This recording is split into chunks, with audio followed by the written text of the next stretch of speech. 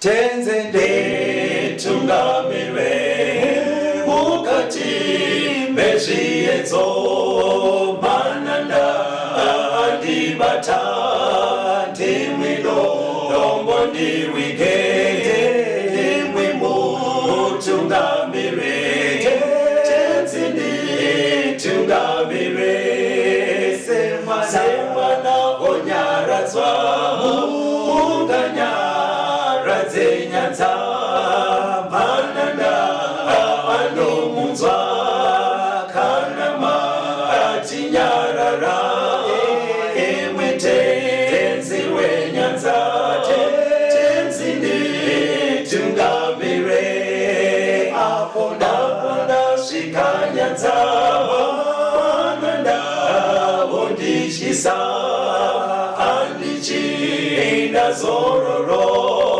ndotsamira kune mwinga andinzwe imwi moti ndinokutumamira.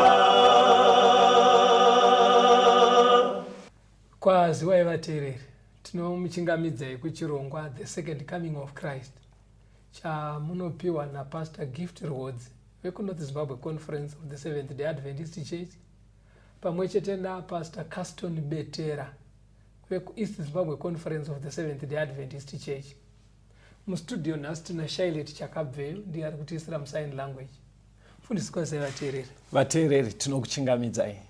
Tinoda kutenda uri kuredi atinayo vateereri nhasi inotiyo kucheneswa kwenzvimbo tsvene yekudenga. Kucheneswa kwenzvimbo tsvene yekudenga. Alright, titungamirei pastor. Right, rega tibva tangoenda pana Daniel 8 vhesi ya 13 na 14. Tichiri mubhuku raDaniel. Daniel 8 verse 13 na 14. Right. Ipapo ndakanzwa mumwe mutsvene achitaura, zvino mumwe mutsvene zvaakati kuna iye wakanga achitaura. Ko izvo zvakaratidzwa zvichasvika rini, izvo zvechipiriso chinopiswa nekusingaperi, nekudarika kunoparadza, kuti nzvimbo tsvene nehondo zvirege zvichitsikwa netsoka.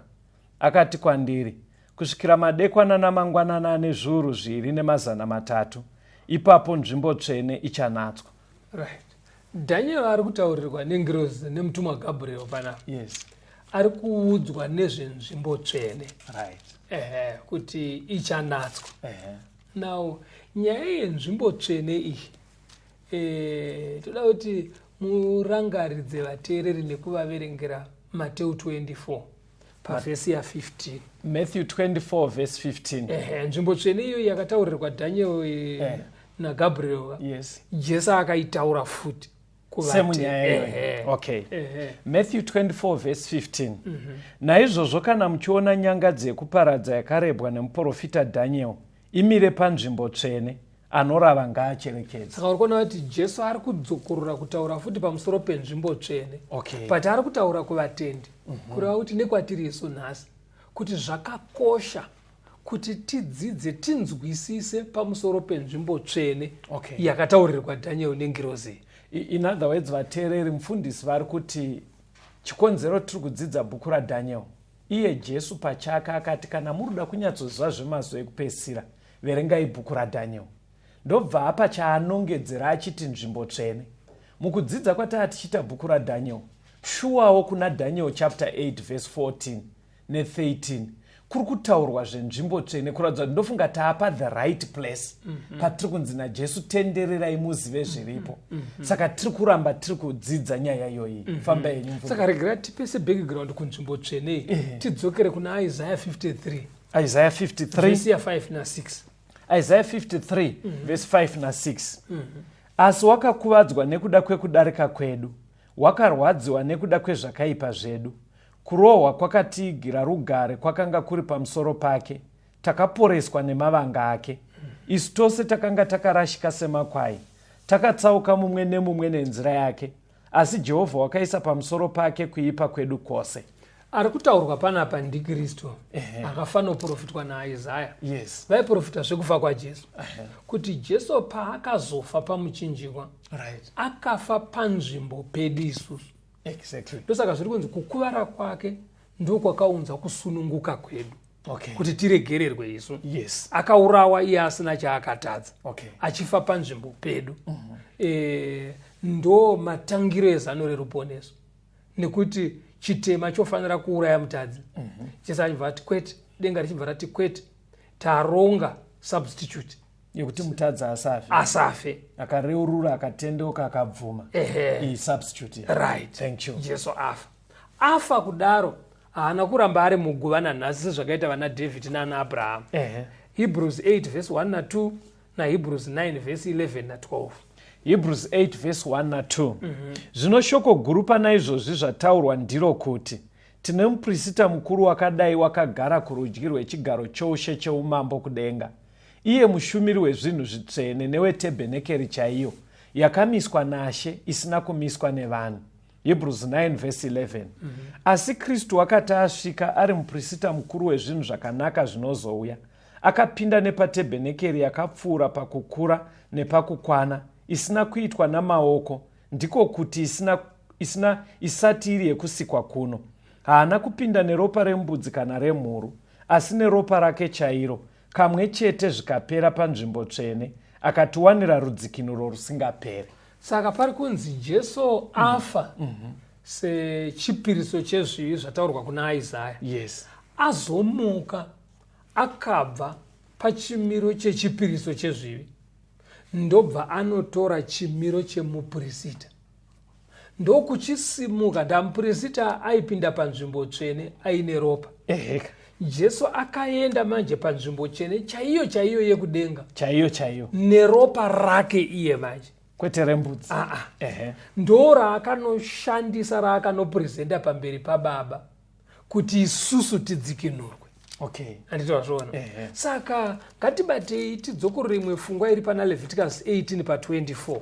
Yatoda kuti ezvinezvi focus yedu manje ngaiende kusanctuary yekudenga vateereri. Tochisiyana nepapa. Tochisiyana nepapa. Because chaiyo iri kudenga. Chaiyo takapinda musanctuary chaiyo kubva pakafa Jesu paKalvari. Akabva atibvisa kumakwai. Akati zvapera izvo. Saka kubva ipapo zvakapera, saka todii, akati wanga uri mufananidzo chaizvo zvatanga, ndobva akwira kuenda kudenga. The real things are now happening in heaven. Saka ngatichimuteerai kusanctuary yokudenga manje.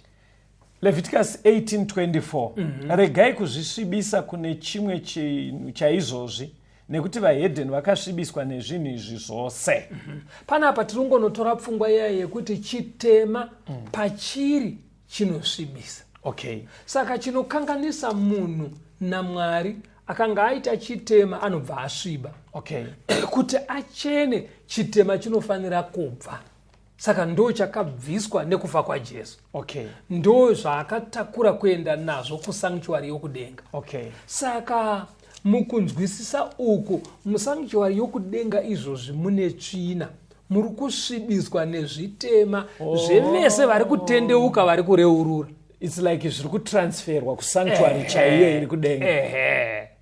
Fanana nokuti kana muchiwacha zviya tsvina inobva pahembe dzamuri kugeza yoenda mumvura, mozorasa mvura iyaya. Asi uchimbowacha mvura inenge ichita tsvina. Mvura inototanga yakachena.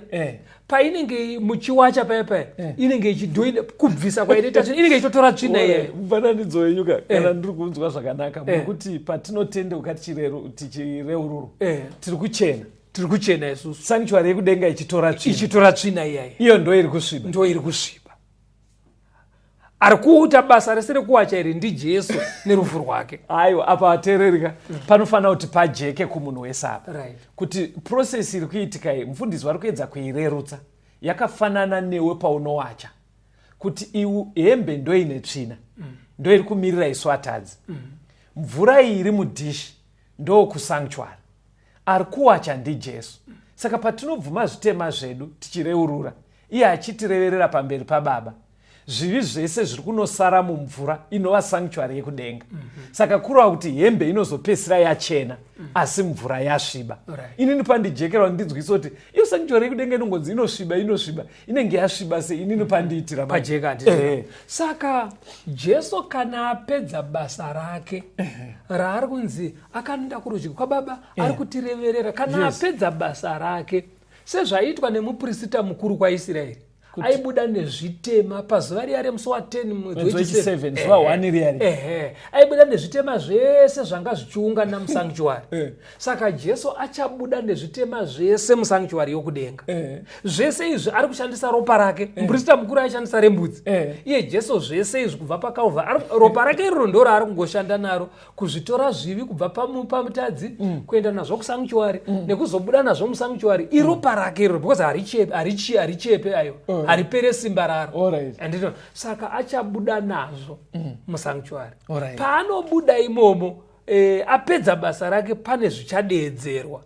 Kuti ndapedza basa iri. Miraunzwe pana zvakazarurwa 22 verse 11 na 12. Zvakazarurwa 22 verse 11 na 12. Usina kururama ngaaramba achita zvisakarurama. Une tsvina ngaaramba achisvibiswa. Wakarurama ngaaramba aita zvakarurama. Mutsvene ngaaramba achiitwa mutsvene. Tarirai ndinokurumidza kuuya. Mubayiro wangu ndinawo kuti ndipe mumwe nemumwe sezvaakabata. Kana basa rapera rinopera rini? Nguva yacho yakatemwa naMwari. Haizi kamwe nesu vanhu. Hakuna kana mufundisi ane kodzero yekutaura kuti Jesu anopedza basa iri musi wakati. Mwari ndiye anoziva dheti racho. Saka kana dheti iroro rakwana manje kunobva kwaitwa chidaidziro ichi kudenga kuti munhu wese ari panyika ngaachiramba ari zvaasvikirwa nenguva iyoyo ari. Nemhaka yei? Basa rekubvisa chitema pamunhu raguma. Saka angaachine chitema chake asati atendeuka kwachiri nekuchireurura panguva iyo indava yako anobva asara nacho. Nguva yekugeswa yakwana. Vanga vabviswa zvaenda kusanctuary hapana achachitora bheki. But chitema chinouraya ka muri kuti kune vanenge vasara nezvitema. Vanenge vasara manje ibva waverenga Mateo 25 verse ya 41. Mateo 25 verse 41. Zvino uchati kuna vari kuruboshwe, ibvai kwandiri makatukwa muende kumoto usingaperi wakagadzirwa dhiabhurosi navatumwa vake. Saka vanenge varamba vaine zvitema zvavo. Nekuti Jesu paanobuda musanctuary yokudenga anouya nezvitema zvese zvakatendeuka zvikareururwa. Anobuda nazvo. Zvaiita muprista mukuru zviya asvikozvisa pambudzi yekurashira. Saka Jesu anobva auya nazvo osvikozvisa pana Azazeri. Ndisatani. Satani zvinosvikonzi pana Satani zhu. Iwewe ndiwe wonzeri wakakonzera vanhu ava kutadza. Ndiwe sosi yezvitema izvi. Saka tora zvitema zvako. Haagone kuramba because Jesu ane kapiro kaanoita. Ndosaka achiti ndipei zvitema zvacho. Iwe munhu haugone kuzvidzorera kuna Satani. Ari kuzva kuti achadhila nazo. It's okay. Handitozviona. Sanctuary yekudenga manje inobva yasara yachena. Asi pari kuitwa basa rese iri naJesu musanctuary. Mukatarisa kwaIsraeri patakamboveringa kana kuti iverenge Leviticus 23. Leviticus 23 29 na 30. Verse 29 na 30. Nokuti ani nani usingacheme pamweya wake nemusi iwoyo achabviswa pakati perudzi rwake. Nomunhu upi noupi unobata basa ripi neripi nemusi uyu, munhu uyu ndichamuparadza pakati perudzi rwake. Saka musi uya wainzi weatonement, musi wekudzikinurwa, wekucheneswa kwesanctuary yepano pasi. KwaIsraeri raitenge zuva rerutongo. Because riri kuita kunge zvinonzi paitopera vamwe vachifa. Nokuti zvaibva zvati vaya vakaunza zvitema zvavo kusanctuary zvaibva zvanoraswa zvachese naZazeri. Vobva vanzi apa vachena havana rini. Vasina kuchema pamweya yavo, vasina kureurura, vainge vaine zvitema zvavo, Mwari aibva avaparadza ovabvisa kwaIsraeri. Saka raive zuva raibva rapatsanura vanhu kuvaisa maboka mairi, vaMwari vosara vakachena, vasina kuchena pfungwa dzangu dzinokasika kumbomanya dzimwe nguva. Dzaenda kupa. Zviri kuita kunge muda kureva kuti vanhu vari kutotongwa izvozvi. Ndo zvinotaurwa pana Daniel 7. Ibva waverenga Daniel 7 verse 9 na 10. Waenda chaipo patinoda kudanga. Daniel 7 verse 9 na 10. Daniel 7 verse 9 na 10. ndikaramba ndakatarira kusvikira zvigaro zvoushe zvagadzwapo, mumwe wakakwegura pamazuva ake akagarapo. Nguo yake yakanga yakachena sechando, uye bvudzi remusoro wake rakanga rakaita semakusha akanatswa. Chigaro chake choushe yakanga iri murazvi yemoto, makumbo acho uri moto unopfuta. Rwizi rwemoto rwakanga ruchibuda ruchibva pamberi pake, zviuru zvezviuru zvakanga zvichimubatira, uye pamberi pake pakanga pamire zviuru zvine gumi zvezviuru zvine gumi. Kutonga kukatanga, bhuku dzikazarurwa. Right. Daniel ari kuratidzwa panapa. Ari kunzi akakwegura uyu ndiJehovha. Ndiye anonzi namapisarema makamuriko kubva kare nakare. Handiti wazviona ka? Ndimwari akagara pachigaro. Mapisarema 90 verse 2. Saka pari kubva painzvo pakaonekwa rutongo. Ndo pakauya Jesu pamberi paMwari. Saka zvamuri kutaura zveshuwa kwamhanya pfungwa dzenyu kuri correct. Kuti rutongo rwuri kutoitika. Izvozvo. Jesu ari musanctuary ka. Vatendeuka zvitema zvavo zvichienda kwaari musanctuary. Handiti ka vobva vacheneswa. Varamba vari kufanana nevaya vaita zvavanoda padaily ari. Vachazo nguva yavo iriko, asi manje inzwa zvinotaurwa naPeter. Pana Peter wokutanga 4 pa17. Peter wokutanga 4 pa17. Ari kutiye panapa. Nokuti nguva yasvika yekuti kutonga kutange paimba yaMwari. Zvino kana kukatanga kwatiri, kuguma kwevasingateererei vhangeri yaMwari kuchagoveiko? Saka Peter ari kutsanangura kuti zveshuwa kafungiro kamaita mufundisi kuti zvinoita sekuti rutongo ruri kutoitika. Ishuwa. But rutongo ruri kuitika Jesu ari musanctuary nhasi kudenga. Hanzi runoitika paimba yaMwari. Vemuchechi. Ndo vari kuongororwa. Saka chii chinenge chichiti? Mirai pastor, ndibatsirai apa. Vateereri kwamuri hazvimbotaurike here zviya zvekuti uchanotongwa kudenga, uchanotongwa wafa. Saka ndoda kuti mundibatsire kuti zviri kufambidzana sei apa pastor. Vanhu havazi munhu atongwe afa. Aiwa. Vanotongwa nguva yekutonga yasvika. Unogona kutotongwa uri mupenyu nhasi. Zvichingoenderana nekuti dheti raenderana here nepari kudaidzwa zita rako. Alright. Uri mupenyu saizvozvi uchitoita mabasa ako nemaactivities ako ezuva, zita rako rinodaidzwa kana uri munhu anonamata. Castoni betera. Handiti mazviona ka? Kudenga manje mabhuku aya anzi anovhurwa, ochivhurwa. Handiti mazviona. Zvochitariswa manje kuti avakuru avainamata vaitomboparidza mustudio. Saka zvakamirawo sei? Zvoonekwa. Jesu obva ati ava vakatendeuka vakareurura zvakaipa zvavo, ndakazvichenesa. Handiti wazviona ka? Kuongorora. Saka munhu wese anofanira kuti aongororwe. Saka ndo basa rerutongo rinoitwa musanctuary yokudenga. Vanenge vachiongororwa ndevese vakambonamata. Saka pfungwa iyi pastor, matimi michidzidzo chiri kunzi kunatswa, kucheneswa kwenzvimbo tsvene yekudenga. Saka nzvimbo tsvene yekudenga zvino yakasviba nezvivi zvatiri kuendesa ikoko nekutendeuka kwedu. Zviri kubva zvagara ikoko. But Jesu muprista mukuru ari kuita futi process inofanana nezuva riya 1 raiitwa rekuzozvibvisa musanctuary. Zvoenda uko.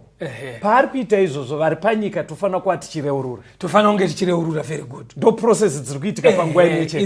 Idzodzo. Toda kutenda vateereri rambai makabata pfungwa iyoyi. Timbonzwa kambo tuye tienderere mberi nechidzidzo.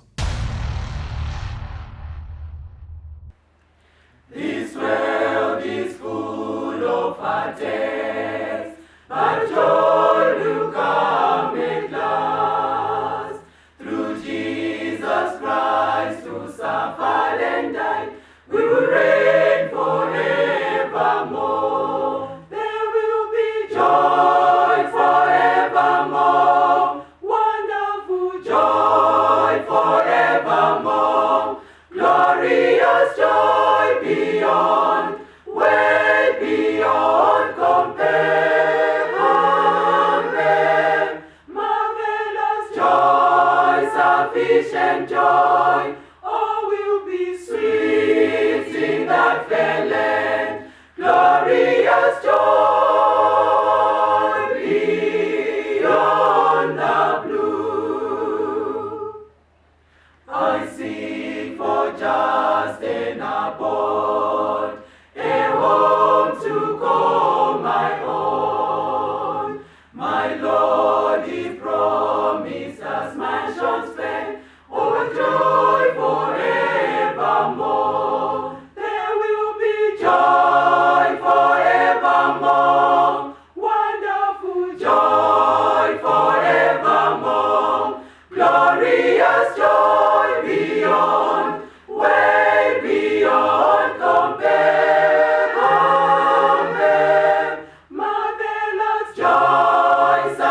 peace and joy.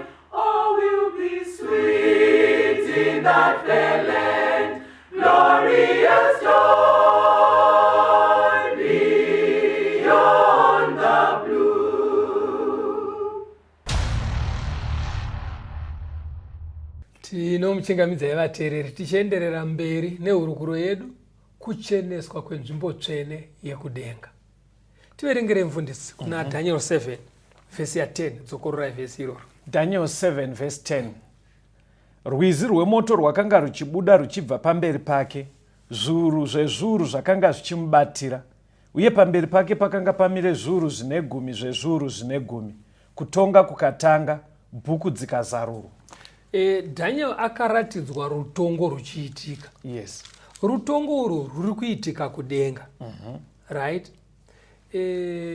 Peter akati iye kutonga kunotangira vanonamata.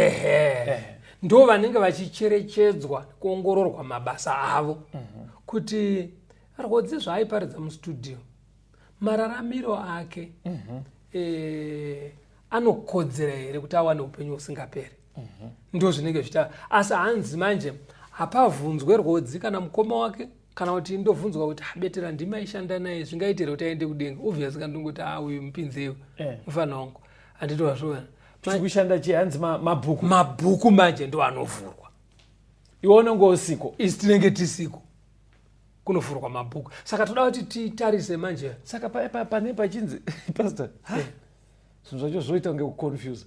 Pane pachinzi chanomira pamberi paMwari tichitongwa chinomira mabhuku chinomira marekodzi ezvatakaita. Hakuna pachanzi vanhu nyavo zadzabani rese vachitongwa ipapo. Wakana kuti zvinzi imimi vakuru vake vakaita kare mureverereiwo. Hakuna zvakadaro.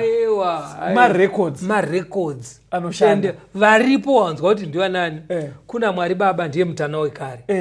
Koita ngirozi ndo dziri kuuya nemabhuku aya dzichivhura marekodzi. Right. Koita Jesu ndiye murevereri. Saka ndo vanhu variko apa rutongo urwo kudenga. Complainant hakuna zvakanyorwa zviri mumarekodzi ndizvozvo. Saka yakanaka ka because ndanchika kuti Satani akaenda pawakomanaka. Aiwa.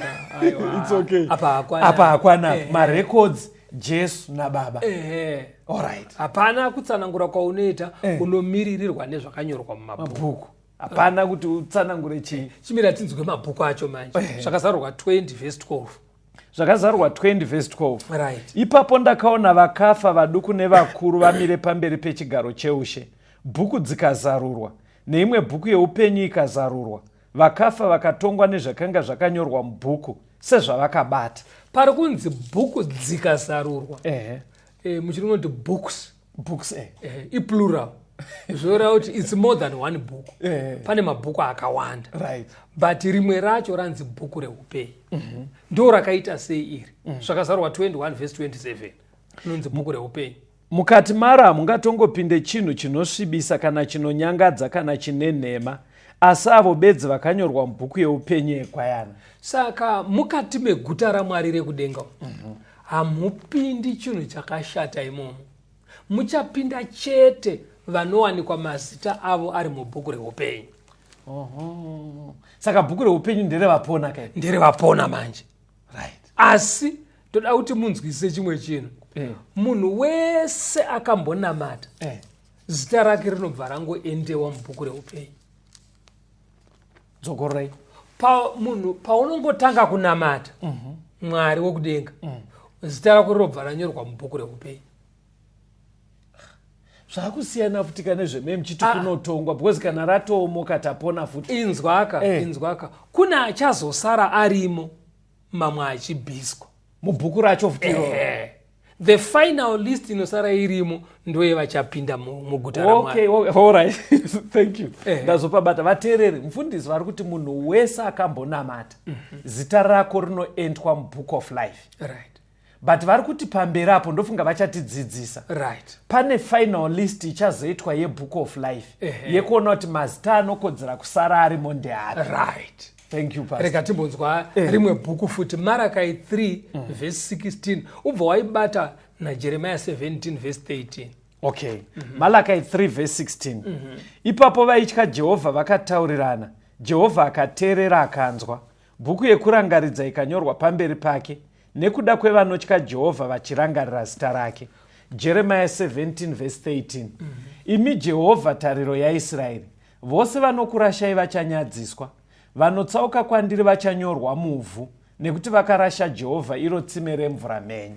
Panapa pari kunzi naMalakai. Yes. Vanotya Mwari pavanenge vachiita mabasa avo anonyorwa mubhuku reutondedzwa rerangaridzo, book of remembrance, rekuti hazikusi kuti Mwari anokanganwayo asi kungoti marekodzi acho agare aripo, ndiwo anozorangaridza kana akuvhurwa. Inga mamanya kumberi kwepfungwa dzangu right, hatipamberi Mwari akanganwayo. Yes. Handitwa zvona. Saka ngirozi ndo dzinonyora mabhuku aya kuti nhasi uyu aita chakanaka abatsira nherera, uyu abatsira shirikadzi, uyu apa warombo, apa paitwa chakanaka chakadai, vabatsira panhamo iyi.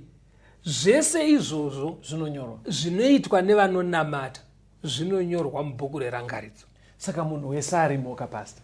Aiwaka. Because hakuna asati ambobatsira pastor. Aiwa, wakamboona kuti pane padzimwe nguva kana mudzinhamo chamaunonzwa umwe munhu asingatomboendi kuchechi asinei naMwari. Baba vangu aine mwoyo wakanaka. Handitwa zvona. Ndo panze naJeremia. Anenge akatokupai ngoro yekutakurisa zvidhina zvinhu. Asi asinganamati. Nekutokupai masaga enhigiriki nechibage kana pari pamba peshirikadzi kana nherera achitobatsira. Asi iye haatende muna Jesu. Munhu akadaro ndiye hanzi naJeremia 17:13. Vakadaro ivavo mabasa avo anonyorwa muvhu. Kana zvichinzi kunyorwa muvhuka, taimbotamba tsoro dzemuvhuka. Ndedzekuti munhu kana kuti isusu mazuva atakafunda mabhuku anga asati anyanya kuwanda maitobuda panze muchipractiza kunyora. Ndongo yedu kamagrade 1 maidzidzira panze pasi pemuti pasi. Muchitonyora pasi pemuti A B ba da muchienda muchidaro muchinyora pavhu. Ticha achitouya hawagona. Handipazvona. But bhero rikarira manje munosimuka pasi pemukwakwa paya pamaa muchinyora paya paya ndo panosweitirwa assembly. Zvamamanyora zviya zvosvotsikwa. Saka kunyora muvhu irekodhi isiri permanent. Saka kana zvichinzi vasingatendi muna Jesu mabasa avo anonyorwa muvhu, kureva kuti hazvina permanent record pamberi paMwari. Hazvierengwe zvakanaka zvaunoita usingatende muna Jesu. Veziri. Alright pastor. Wapabata. Ndapabata. Saka nemi vateereri. Kune vamwe vazhinji vanoita mabasa akanaka kukunda vanoenda kuchechi. Achitendesa mwana uchikoro. Pamusoro pemabasa iwaya akanaka tendai muna Jesu, mufamba neimwe mitemo yake yese. Mukadaro manje mabasa enyu anonyorwa mubhuku rerangaridzo. Ipapa ndine umwe mwana wangu mufundisi. Ndaitoshamisika tinopota chingokurukura. Saka panhoroondo paya ndobva atondisendera message. Achiti mwana wangu kauya uya akapasa yaive form 4 yanyorwa. Saka waiti mwana sevanhu vambamukurukura ndewaanoendesa kuchikoro. Iye vake vachiri vaduku vacheche. Zvikanzi atopasa. Ndikati yoi, unotonewa unoendesa kuchikoro. Zvikanzi totomboitawo zvakanaka baba. Mukona ndichitaura naye. Saka pachidzidzo ichi chinodiwa kwaari muri kuti ngaachiuya kuna Jesu. Kuna Jesu, very good. Otherwise zvakanaka izvi hazvina permanent record. Hazvitombonyorwe kunenge havatozviziye. But pari kubuda mari pastor. Ari kutobhadharira munhu ari kuboarding. Izvozvo zvese kana zvinhu zvinonyorwa pavhu ndo zvinongotaurwa mudzinhamo nekutaurwa mumakombi. Handinazvona. Asi kudenga havataure nezvazvo. Ndapafarira. Shuwa vanhu ngavauye kuna Mwari. Handi rimwe bhuku Isaiah 65 verse 6 na 7. Isaiah 65 verse 6 na 7. Tarirai zvakanyorwa pamberi pangu handinganyarari. Asi ndicharipidzira zviro kwazvo, ndicharipidzira pazvipfuya zvavo. Zvakaipa zvenyu nezvakaipa zvamadzibaba enyu pamwe chete.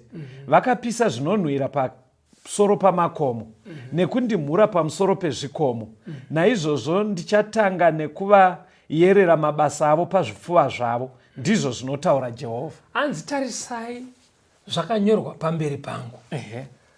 zvakatadza zvamakaita imi nezvakaitwa nemadzibaba enyu, zvese chimwe nechimwe. Saka kune rekodhi yezvitema anonyora ingirosi because hazvitumwe vanhu. Unoziva kuti vanhu anonyora munhu paasingafaniri kunyorwa kupinda. Saka ngirozi ndo dzinotonyora marekodzi, but zvitaura marekodzi ezvakaipa zvese anonyorwa kudenga, marekodzi zvese.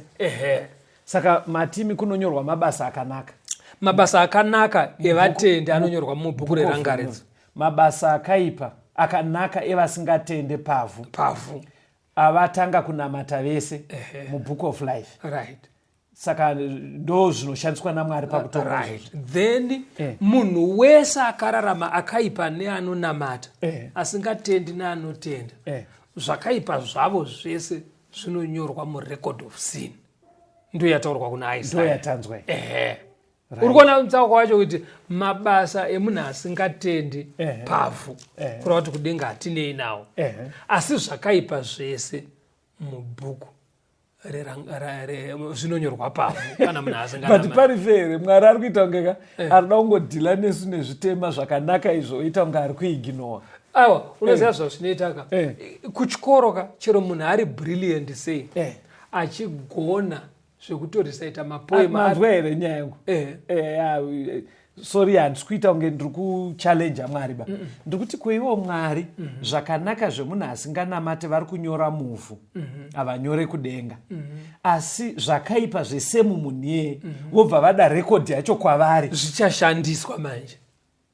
But izvo zvakanaka zvaaita hazvina pazvinoshanda, because munhu kana achigona asi asina kurejista haanyore final exam yacho. Chero akanyora asina kurejista haimakwe, hauna candidate number. Zvafatsanangurira munoita. Ndabva ndatozwa chiregerero yenyu kuenda mberi. Vateereri, ngatinamatei.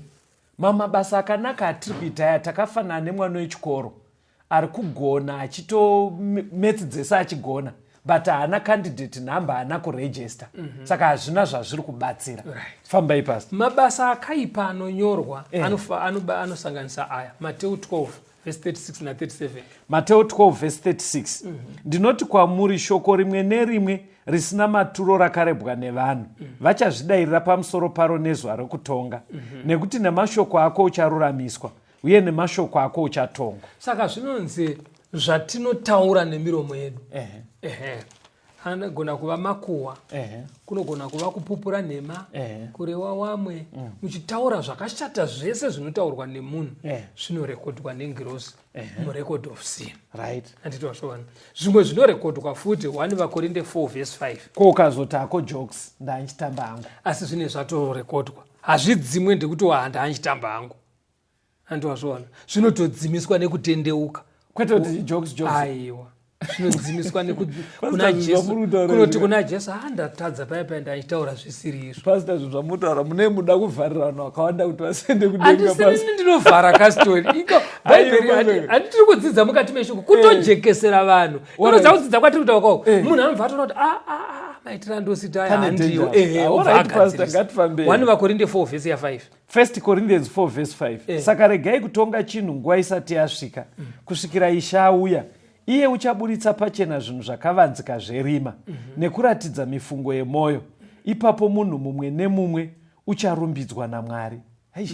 Vateereri, vhesi iri kana ndarinzwa zvakanaka riri kunzi zvimwe zvichashandiswa naMwari kuti tonga ndezvatinotofunga. Right. Even takazoshaya mukana wokuzviita, hanzi Mwari anozvishandisa. Ende ndo zvinotaurwa naJesu kuna Mateo kaya achiregerako Mateo chapter 5 verse ya 27 na 28. Anoti kudhara zvainzi musaite upombo, asi ndinoti ukafunga ukachiwa pamwoyo pako kudenga watorejestwa kunzi wakaita upombo. Alright. Saka ngirozi dzine technology inogona kuona zviri kufungwa dzotorekodha kuti zvaitwa.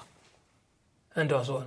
Saka akuendeke kudenga pasi. Aiwa, kudenga kunoendwa. Ndo zvakafira Jesu kakutaura kunoita vaRoma. Akafira kuti tigone kuita zvinodiwa naMwari.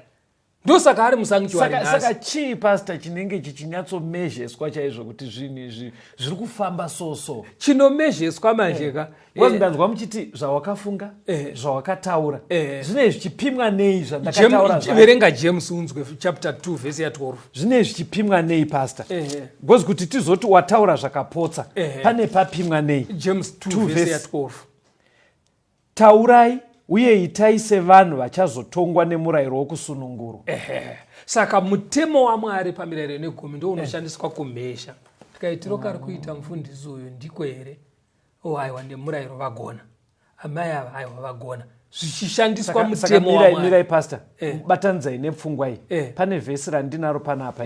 Muparidzi 12 verse 13 na 14. Alright. Iri kuti zvino shoko guru pazvose zvatanzwa here. Itya Mwari uchengete mirayiro yake. Nekuti ndizvo zvakafanira vanhu vose. Nekuti Mwari achatonga basa rimwe nerimwe pamwe chete nezvese zvakavanzika. Kunyange zvakanaka, kunyange zvakaipa. Pabva pabuda nyaya yemurayiro futika. Saka murayiro ndo unoshandiswa kungoiswa pazasi pezvawaita. Kana zvichienderana nemurayiro, it's fine. Book of Remembrance. Kana zvikange zvaramba kuwirirana nemurayiro, Book of Record of Sin. Ndakubata imanje. Mataura zveBook of Life muchitanga. Mukati munoenda vese vakanamata. But munozviziva kuti havasi vese vanonamata. Vanoda mitemo yaMwari. Zvinemi kana muri kuti munonyorwa vese vakanamata vari muBook of Life. Asi kobva kwanzi standard mutemo waMwari. Ipo paine vamwe vari kunamata asi havadi kuchengeta mitemo. Panoitwa sei? Enda kuna Exodus 32 verse 33 unzwe. Exodus 32 verse 33. Inopindura here mubvunzo wandabvunza. Inopindura kana uchida kubva waverenga naEzekiel 18:24. Exodus 32 verse 33. Jehovha akati kuna Moses, uyo wakanditadzira ndiye wandichadzima pabhuku yangu. Ibva waverenga Ezekiel 18:24. Manzwa mubvunzo wangu? Ezekiel 18 verse 24. Asi kana wakarurama akatsauka pakururama kwake akaita zvakaipa, akaita zvinonyangadza zvose zvinoitwa nemunhu akaipa, ko ungararama here? Mabasa ake akarurama akaita haangatongorangarirwe nekuda kwekudarika kwake kwaakadarika nako. Anditozvona. Saka munhu kana aimboita zvakanaka, ozozviregera kutanga kuita zvakashata, mabasa ake ese haacharangarirwe. Ende Mwari ari kuti iye anenge anditadzira awanikwa aine mhosva ndinodzima pabhuku rangu. Saka unoona kuti kune vamwe vanhu vanoenda kuchechika votoita nyaya dzavo pamatare emisha apa kune masabhuku. Because sabhuku anenge bhururu wake kana kuti abhadhara chioko momwe inokandwa uko nyaya yacho. Poita sepasina nyaya. Asi mhosva atori naye yekutora vakadzi vanhu. Kudenga manje vanenge vakarekodha.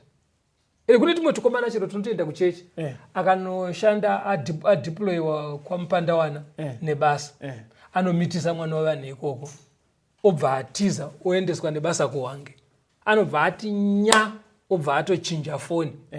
Mwana uya anotozosara otoreswa birth certificate nasekuru azvanzi amai vakamubereka. Anditozvona. Mwana otonzi Betera, iye asiriwo kwaBetera. Anditozvona. Kudenga vane mabirth certificate chaiwo vanenge vatiazva kuti kamwana aka ndekandinge ari kuhwange zvake asi ndekake. Zvine zvakanyorwa izvozvo mumarecord of sin. Pasa mukadaro mai makuda kuti iomere vateereri. Aiwa inogomba mirai timbonzwa kambo. Vateereri rambai muri pachirongwa tuye tichiendera mberi nechidzidzo chatiri kuti kucheneswa kwenzvimbo tsvene yekudenga.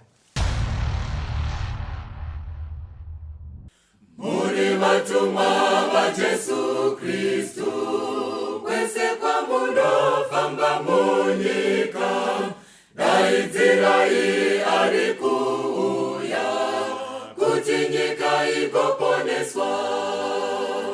Vimbikai muchitutu, muparidze shoko ramambo Jesu. Vimbikai muchigumi, mubairo uri kudenga.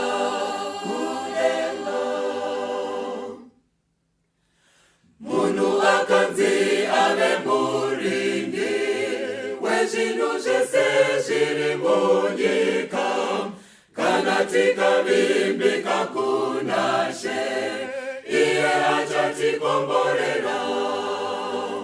Vimbikai muchitutu, muparidze shoko ramambo Jesu.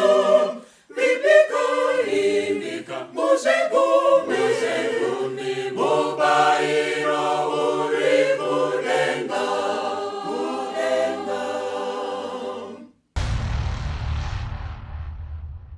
Tinomuchingamidzai vateereri tichienderera mberi nehurukuro yedu kucheneswa kwenzvimbo tsvene yekudenga. Ndazokukatai mufundisi. Manga muchitsanangura kuti kudenga ndo kune marecords ari correct. Pane nyaya yamaa muchitsanangura because misha mizhinji yezvino ine vazukuru vane sene mudzana sekuru. Unotozwa uchinzi ranzi roti Castoni izvo baba vake chaiwo kudenga vanotoziya zita rababa wake. Zvokuti pabirthday yemwana iyeka vanenge vakatonyora zita rababa wake chaiwo kudenga kumarecords ekudenga. Kunyangwe kunoku ndamutoresa ini muzukuru ndomutibetera. Kudenga manje vanenge vachiona kuti akababa kaya kari kuenda zvako kuchechi kari kuwange kana kuti kari kuvic falls but kakasiya mwana kwachivi. Vanenge vachizvisiya zvese izvozvo. Saka zvirimo mumarecords manje anonyorwa nengirosi. Marecords aya anyorwa nevanhu ka magadziro amaita chidzidzo ichi hamusi muda kuvharira varume vese here denga. Aiwa, hazvisi zvevarume bedzika. Hamungonyorwe zvekuitisana nhumbu chete. Munonyorwa chero kana muchidzidza Castoni. Chero chindini chakawandika chinonyorwa chinobuda pakupakura chaiko kuti munhu ari kupakura iye hazvanziwo murume. Ngiro dzedzi dzakatarisa mapakuriro chaonenge uchiita because pane mapakuriro anozadzisa chindini chiri pamwoyo pemunhu. Mazvona saka ngiro dzinotonyatsoona kuti kapakurirwa kaitwa hazvanzi yamai nekapakurirwa kaitwa hazvanzi yemurume zvakasiyana. Zvese izvozvo zvinenge zvichionekwa. Saka ngirozi dzinorekodha zvese chimwe nechimwe chazvo. Basa raMwari raifanira kuitwa nemunhu risina kuitwa. Ko zvisingaoneke zvekuti ndobva ndapfeka hembe yangu indiri kunyazva kuti hembe ichakonza zvakati nhanotaura naye dzinorekodhei. Zvazvinoita manje ndezvekuti tomboti munhukadzi obva apfeka zvinosiya nyama dziri panze oenda akasana waataura naye semuenzaniso iwayo dzingarekodhe kuti kudii. Handiti uri kuona panzi naJesu kuna Mateo paya zvakafungwa ukafunga upombwe. Toti munhu atarisa munhu asina unatsopfeka zvakanaka obva afunga upombwe. Ngiri dzinobva dzanyora kuti uyu akatoita upombwe mufungwa dzake. Asi dzinonyora nechakakonzera. Hadzizosiya kuti pazvakanga zvatangira ndepakadai. Saka kuseri kwezvafungwa naranzirotika kunoiswa uyu Maria akonzeresa ranziroti kuti adaro. Ndikuwirirana nemi pastor ndokudzidzisa kwebhaibheri but zvamuri kuita muri kuvharira munhu wese denga manje. Aiwa kamanje chatiri kutaurira zvinhu izvi kaizvi ndechekuti imimi vateereri pamakateerera wobva waona kuti dambudziko rangu iri saka riri kunyorwa nengirosi marekodzi atovako kudenga ezvandakaita. Saka zvine nzira yekudzimisa manje. Ndo zviri kuitwa naJesu musanctuary. Basa rake ndere kudzima. Handiti wazvoona. Mira unzwe pana Isaiah 43 verse 25. Iyeni ndini ndinodzima kudarika kwako nekuda kwangu. Handicharangarire zvivi zvako. Mwari ndiye anodzima. Itsindire nazvakazarurwa 3 verse 5. Munyatsoteerera 3 verse 5. Unokunda uchapfekedzwa saizvozvo nguo chena. Handingatongodzime zita rake pabhuku yeupenyu. Ndichapupurira zita rake pamberi pababa wangu nepamberi pevatumwa. Saka izvo zvatakagara soka kune nyaya dziri mumarekodzi ezvitema kudenga. Dzimwe dzacho hauchagona kudzokera kunodzigadzirisa. Hadziripeke. Asi dzinogadzirika manje. Ndosaka wakazonzwa sekuti unenge wakabvisa pamiri uchidai hadzigadzirike wakatovhirika. Asi pekuti mwana wacho mupenyu arida uchengetwa aiwa iyo inogadzirika. Ndombozonzwa Zakeo achitika napaino wandakabira ndakunomuripira. Zakeo ainvoisa zvechitsotsi mainvoisa. Kune zvinonokorektika. Endai munokorekta. Kana wakaba mombe yevanhu uchiinayo mudanga chero wakaichinjisa kana kuti yakasvikobereka ukauraya mai vacho zvinogadzirika izvo. But pastor kana ndanzwa zvakanaka mundicorrect pamwe ndingaudza vateereri zvisiri izvo. Patairinga Isaiah 43 verse 25 nazvakazarwa 3 verse 5 pane kudzima kuiri. Isaiah yati ndinodzima kudarika kwevanhu vanenge vatendeuka vatenda. Zvakazarwa iri kuti anokunda zita rake haridzimwe mubhuku reupenyu. Right. Saka pari kuita kunge vateereri pane maoptions 2 kuti its either unodzimisa zvivi, ukasadzimisa zvivi zita richadzimwa, kana kuti zvivi zvikaramba zviripo zita ndo rinodzimwa, kana kuti zvivi zvikadzimwa zita rinoramba riripo. Amenondanzwa zvakanaka. Pluswo kune vakadzimisa zvivi kunonzi kukunda kuita sei? Kuramba uri kudivi riri correct. Ndizvozvo uchichengeta mitemo saka ndiri correct. Ndokukunda kwacho. Uramba uri kudivi riri right. Uchichengeta mitemo asi zvivi wakadzimisa. Zita rinoramba ririmo. Saka zvivi zvikaramba zvisingadzimisike zvinorabhisa zita. Zvinodzimisa zita. Saka pane kangurwisana kari kuita marekodzi aya. Saka kune vakaponda vanhu. Vanhu vacho zvokuti vanhu vakatochema. Mwari anotonyatsoziva kuti amai avo ishirikadzi, murume wavo akapondwa naRanziroti. Kudenga vanozviziva zvitorimo mumarekodzi. Chero iwo usina kana kutomboingwa nemupurisa kana kuita sei, kudenga vanozviziva zvakanyatsoitika. Handiti wazvoona. Saka chinodiwa ndechekuti iwewe tendeuka ndokuti mazheti kapasta ndopi aya zvekuti vafana vanoti ndarova zheti achirova kuti ndabanda paza pamba apo chichi zvese achibira foni. Kudenga manje vakarekodha munhu wacho anenge akatofa wakabira. Asi kudenga vakarekodha manje. Right. Saka chiri kudiwa manje ndechekuti zvisinei nezita remhosva yawakaita, enda kuna Mwari unoti ndiregerereyo, ndakatadza nokusaziva, ndakakundikana, ndikangamwirei. Kana wadaro manje Jesu anotarisa ropa rake rakadeuka, odzima zvitema zvako murecord of sin. Pastor, yes, nditori mufundisi. Right. Ndinodzidzisa vanhu zvinhu izvi but matsanangura amuri kuita ka zviri kubva yatanga ita kunge nyaya yakaoma iyi but iri kubva ita kunge yareruka. Yareruka pa gospel iyi ndo zviri kutsvagwa here kwatiri kuti tisaomere kudai. Aikazve saka ruponeso ruchinzi rwakachipa. Saka chii pastor chinoita kuti vanhu madharaka panongotaura nyaya yekunamata zviite kunge zvimwe zvinhu so unotoona pakangoita kunge nyaya dzekunamata kana parufunzi yezvinota kumbonzwa vechechi unoona madhara achisimuka but iri kuita kunge nyaya iri simple. Kushanda kwaSatani ikoko anopa simba rekuramba zvinhu zvakareruka so. Zvobaona zvonzwa watadzawo namba yakapusa kudai haiuri zeretse remunhuwo. Vanhu zviri kunyatsobuda pastor. Ameno ateerere kuti pane here pari kuoma. Tichazokupa hedu phone number kuti maybe pane pasarira pasiri kujeka ka. But nyaya inenge inoda munhu ari kubvuma kukundikana kwake. Otendeuka oenda kuna Jesu. Right.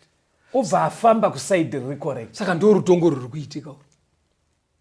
Rutongo rwacho harisiri kubva rwapa munhu musha ayo zvinoti anenge azoramba wakabatirira patwake ane side raachaenda.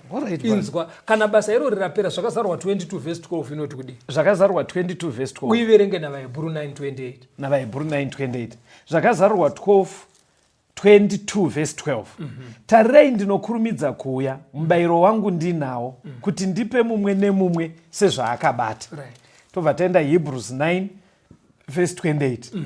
Saizvozvo Kristuwo zvaakaitwa chibayiro kamwe chete kuti atakure zvivi zvevanhu vazhinji, uchazoonekwa rwechipiri asingatakure zvivi naivo vanomutarira kuti vaponeswe. Saka kana apedza basa raari kuita musanctuary yekudenga, handiti wazviona, anobuda nemubayiro weupenyu kuzopa kune vane mazita anenge aramba ari mubhuku yeupenyu. Right. Ndo zviri kunzi paari kuuyaka haasisinei nezvivi zvino akuuya kuzoponesa. Handiti achadhile nenyaya yechivi. Nyaya yechivi ari kutodhila naye. Ari kutodhila naye iye zvino. Saka ndonguva yekutotumira zvitema zvedu kusanctuary iye zvino. Todecida kufamba side correct. Kune vamwe vachafaka vatofa notumira zvitema zvavo kusanctuary. Inzwa pana Luka 20 verse 35. Luke 20 verse 35.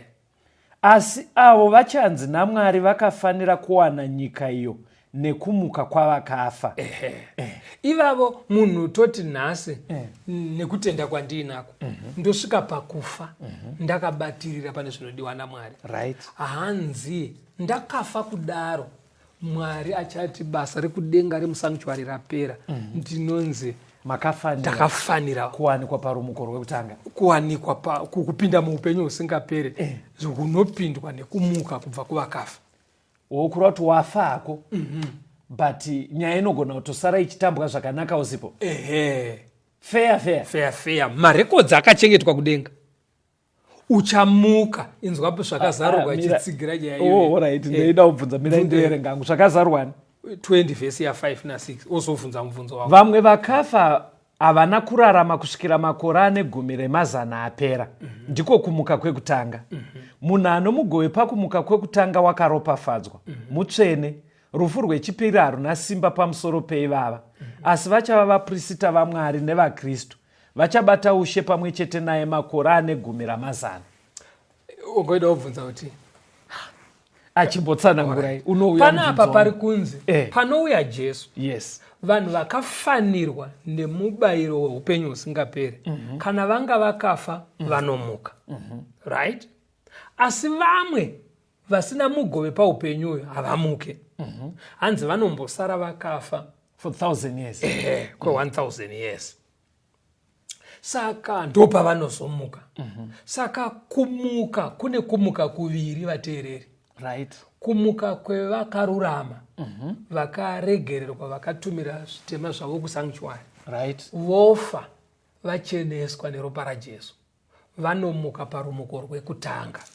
Havazofe futi nekusingaperi. Koita vachazomuka after 1000 years. Saka tikakwira kombi imwe chete, Caston takagara pasiti imwe chete, iwo wakaperera pana Mwari, zita rako riri mubhuku yeupenyu, kombi iyoyo yobva yabondera yotsva, tese tofira pasipoti ipapo. Inini zita rangu ranga rakadzimwa mubhuku yeupenyu, rako ririmo. Ndadira mufananidzo wenyu kuti mati rangu ririmo. Saka zvazvinoita manje ndezvekuti tinogona kutono kana tiri muvhileji imwe chete togona kutoigwa muchuru chimwe chete. Right. Vanhu vakatozara panhamu pedu tese. Handiti wazviona. Asi zvinoitika manje panouya Jesu, iwe unonditangira kumuka. Ndozviri kutaura vhesi iri. Ndine zita remubhuku reupenyu. Inini ndandisina kugadzirisa nyaya dzangu, marekodzi angu kudenga kwakuzomuka parumuko rwepiri. Saka vateererika, kana muchinzwa shoko iri, gadzirisai nyaya dzenyu dzinoda kugadziriswa. Maitiro auri kuita ezvinezvi, uri kutotaura kuti ndoda kumuka parumuko rwekutanga here kana kuti rwechipiri. Ko imimi morega kufa neaccident paexample yamapai. Asi zita renyu risiri mubhuku reupenyu. Right. Inini ndatotsva paita accident ndafa. Zvinomira sei? Iwe kana wafa manje zviri kuburitswa nematsamba ndezvekuti pano pasi kumarekodzi enyika unonyorwa death certificate. Pano issue ya death certificate. Kunzi wakafa. Asi kudenga zita rako rinenge riri muregister revapenyu. Rangu inini riri muregister revakafa. Imimi hamuna kufa paaccident. Ndiri mupenyu ka. Asi zita rangu harimo muregister revapenyu. Vekudenga. Rina Mwari. Saka kune vapenyu vari kutosikirwa sadza. Izvozvo. Vanotori nedzimba vari kutofamba nemakimo omwe. Asi kudenga vakanyorwa palist revakafa. Amene kuti zviri kujeka. Zvandijekera. Zviri kujeka here vateereri. Kuti kana usina kutendeuka ukaregererwa, zita rako rakadzimwa pabhuku youpenyu, uri muregister revakafa. Kunyangwe zvino utofamba kuti 1 2 zvekuti vamwe vari kumochari nevamwe vari kumasemetrika vari mulist revapenyu kudenga, iwe uri mulist revakafa. Ndo zviri kutaurwa panapa nechidzidzo chedu. Kuti pamarekodzi epanyika uri kukaundwa kuti uri mupenyu. Right. But kudenga uri kusaidi kwevakafa. Kwoita vakafa vari kukaundwa nemarekodzi epanyika kuti vakafa. Asi kudenga vari muregister revapenyu. Verenga Leviticus 16 verse 22. Leviticus 16 verse ya 22. Tutaura nenyaya yekucheneswa kwenzvimbo tsvene yekudenga. Mbudzi iyo inofanira kutakurirwa zvakaipa. Inofanira kutakurira zvakaipa zvavo zvose kunyika isina vanhu. Unofanira kuregedza mbudzi iyo murenje. Right. Saka musanctuary yekare, muprista mukuru aiti pazuva rekucheneswa kwesanctuary, kana akubuda imomo, aibuda nezvitema zvese, ozviisa pana Azazeri mbudzi yokurashira, yoenda kurenje. Saka Jesu musi waanobuda musanctuary yokudenga, anobuda nezvitema zvese zvakareururwa, zvakatendeukwa pazviri ouya nazvo osvikozviisa pana Satani. Ndo mbudzi yaAzazeri. Handiti wazviona? Saka Satani anomboita 1000 years ari pano pasi pasina kana munhu mupenyu achidzungaira ari pano. Kana 1000 years dzapera vasakarurama vamutswa. Chinda pana Mateo 25 verse 41.